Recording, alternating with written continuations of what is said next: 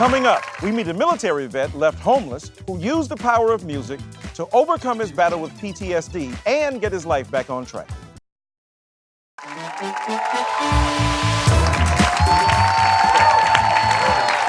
Post-traumatic stress disorder. PTSD is an epidemic in our country. Over 24 million Americans suffer from this particular malady. Our courageous military women and men put their lives on the line. Then they come home to face the grave reality of this horrible disorder. Our next guest is a former Marine who turned to music as therapy and is inspiring others to do the same. Please welcome Elliot McKenzie.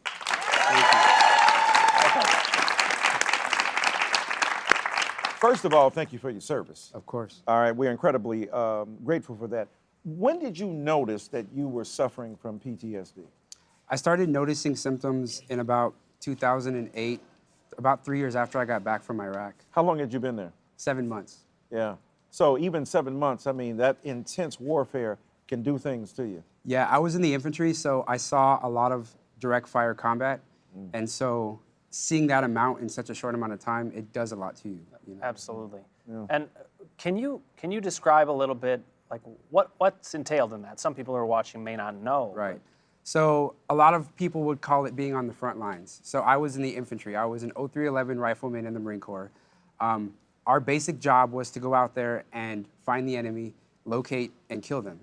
Wow. And so I saw a lot of direct fire, firefights, IEDs, which are bombs, the bombs on the side of the road, VB IEDs, which are the vehicles that blow up, things like that. So it was a lot of direct combat. Now, when you're physically there, is there a struggle in your mind with your conscience about what you're doing? Is there any conflict? Or do you just do your job and then later on reflect on the kind of crisis you were in? Well, before you go over there, you do a lot of training. So my unit, we did about 6 months of training to prepare ourselves to go over there. But I remember a specific incident. We had just gotten to Iraq. I was actually in a porta potty using the bathroom, and a mortar hit about 20 yards away from where I was in the porta potty.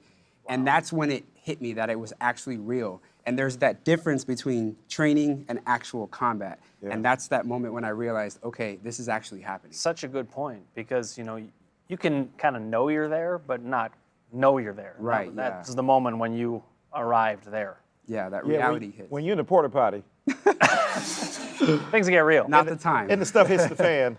Yeah, that ain't no joke, right? I mean, right, yeah. But because, as Dr. Dan was saying, the theory is one thing, right? They prepare you, they talk to you, you got the training manuals, you go through it, but there's nothing like that actual moment, though. Huh? Yeah, exactly. When that mortar hit and I actually felt the ground move, that was when it hit me, and I was like, okay, this is real. I got to get ready. Right. So this is where I want to get to the meat of this then. Okay. So you're using music actually to cope with your PTSD. So when I got back home, I started seeing a therapist, and she basically explained to me that my biggest issue was that I was an adrenaline addict. So I was giving her my list of symptoms, and she basically gave me a list of how to deal with those symptoms individually. And she knew that I was a musician. I've been doing music since I was a kid. I played drums in high school. I've been singing since I was in high school. I was in gospel choir.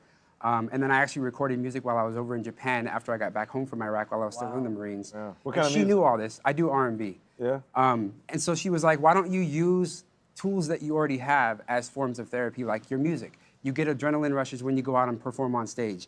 You can use songwriting as a form of expression. Yeah. So that's what I started doing, and I've been doing it ever since, and it's been working. Actually, I wanted to bring up kind of what PTSD is. You get this hyperarousal in your body, and it's like you cannot relax. And what that does to your body is seriously intense. It is. Yeah. You have cortisol levels just pouring in. And so it's not only are you addicted to the adrenaline, but you're also just getting all of this toxic stuff from the mind. Flowing in there chemically. Going right in your body, and you can't turn it off without some kind of release, some kind of therapy. Exactly. And you're inspiring people, given what Dr. Dan just said, you're inspiring people with your music. Tell us about that. Yeah, I released a song called Gunshots, which is basically a song that I wrote, I did it for 2 reasons. One was so that it could be therapeutic for veterans, and the other reason was so that it could bring civilians and veterans together, because I know that there's a lot of civilians who don't know about PTSD and don't know what it's like. Yo, Elliot, I heard about the music, man. Speaking speaking of some music that can be helpful. Wow. Right? Brother. How you doing? Good, man. How you doing? All the way up. Man, all right, brother. Wow. I You mean, ain't tell me Elliot was here. I know, man. I mean, you know, because Fat Joe is a guy who's Yeah. definitely committed to using his music as therapy for so many people, man. But it's fascinating, though, right, Fat Joe, that this guy, this young man, this wonderful veteran, is using music as a means of therapy to heal people. I mean, in one sense, your music has been healing and therapeutic for people, too, right? It's music is the universal language. Yep, definitely. And I don't know if I'm lying to myself, but I remember when Michael Jackson died.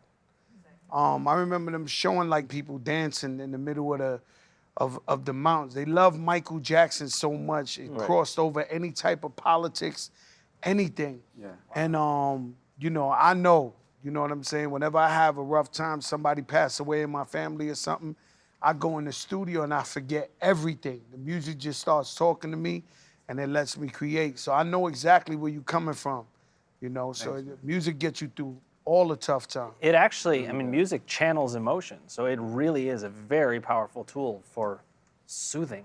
And you have original music that you do? Yeah, Can you hit us a line or two? Can you hit us a line or two here? I mean, you know. Let me see. All right. Can't get you off my mind.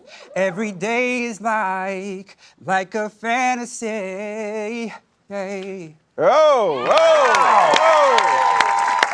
I might have to spit to that, Fat Joe. I might have to spit to that. I took the top off my Volkswagen. Now I can't stop swagging. All right. If you want to hear some of Elliot's music, go to our website to check it out, rawword.com. Thank you to Elliot and Fat Joe for being with us. Stick around. There's more Raw Word after the break.